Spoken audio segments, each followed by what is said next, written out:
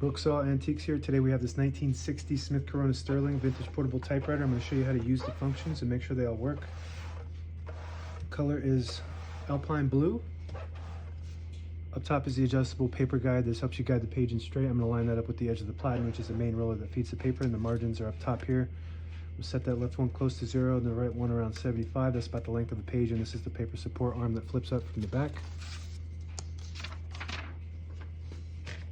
And this is the paper bell that sits on top. It's got 2 adjustable rollers.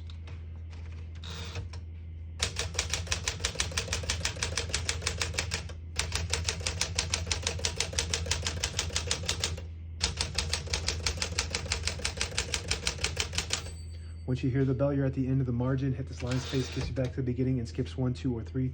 Right now we have it on single, but if you want double, you just flip the switch back 1, it skips 2, 1 more, it skips 3. That works good. We're going to keep that on single for now and finish typing. As you can see, all the keys type nice and none of them skip or stick. I'll type a sentence in red on the next line. I'll switch from black to red. There's a switch on the right side here. Flip it all the way down. It prints the bottom portion of the ribbon. When you have it in the middle, it doesn't print any ink at all. It just leaves a stencil for copying purposes. When you have it up top, it prints the top portion of the ribbon, which is black. We're going to move that down to red.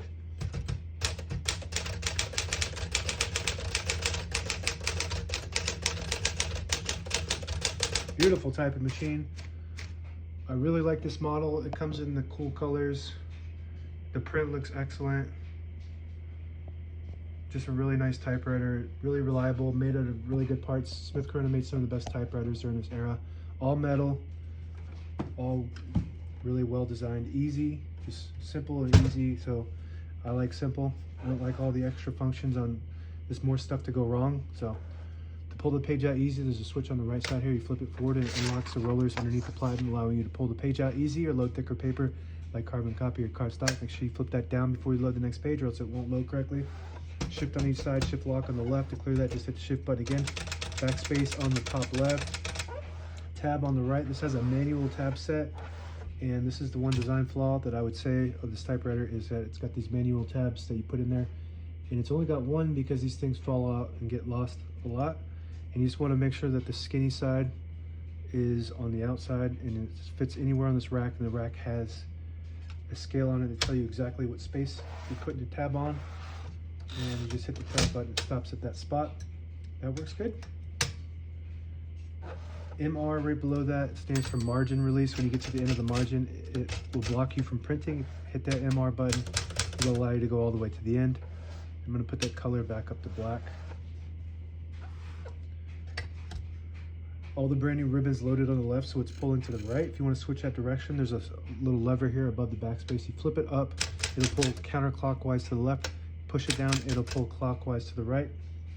That's the way we want it. And you got your touch control right in the inside here from low to high. The higher you go is to the left. The more tension there is on the keys, so you do have to hit them harder from the print, but they do respond faster. The lower you go, you don't have to hit the keys as hard from the print. But this has a pretty fast response anyway on low, so I just keep it on low. Carriage release on each side. It's got the nice metal carriage releases versus the more recent models that have the plastic, the hard plastic ones that break all the time. So if you have a later model and you're missing your carriage release levers, check out my shop. I 3D print those since they don't make them anymore. So this is a carriage lock, also known as the escapement throwout. It locks the carriage in the middle, so when you have it in the case, it doesn't bang around and cause damage to your escapement, which is the mechanism that allows the carriage to advance and stop when you hit a button. And this is the left carriage release, extremely smooth, very nice typewriter all around. And this little lever at the end of the knob, you pull it out, it'll disable the spacing when you turn the knob so you get to an exact spot on the page. You push it in, you get the clicks. Each one of those clicks is one space. Same concept on the inside here. You flip that lever down, it'll disable the spacing. You flip it up, you get the clicks.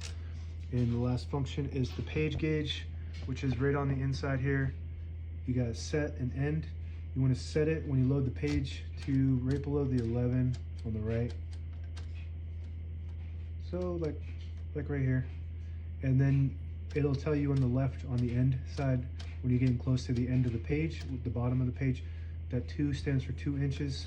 So you're 2 inches close to the bottom, and that's one half an inch, and then that's the end. So that's what that does. Now available on eBay or Etsy. Search Brooksaw Antiques.